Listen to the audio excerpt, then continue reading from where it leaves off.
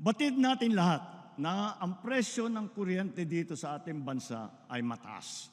Kaya patuloy tayo sa pagdadagdag ng mga infrastruktura ng kuryente na magpapababa ng presyo ng kalanunan.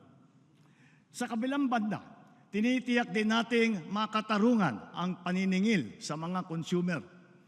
Ilan sa mga hakbang na pinatupad ng pamahalaan ay, una, ang mas maayos at patas na Lifeline Rate Program para sa mga mahihirap, lalo na sa mga benepisyaryo ng 4Ps.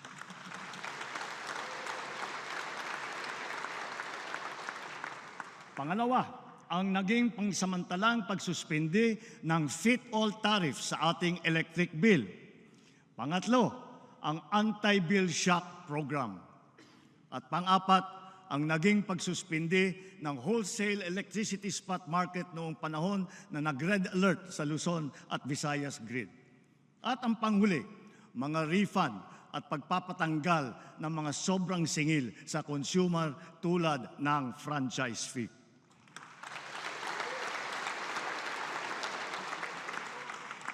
Binabalikan at binubusisi natin muli ang EPIRA upang malaman kung angkop pa ba ito sa ating kasalukuyang sitwasyon o napapanahon na ito ay amyendahan.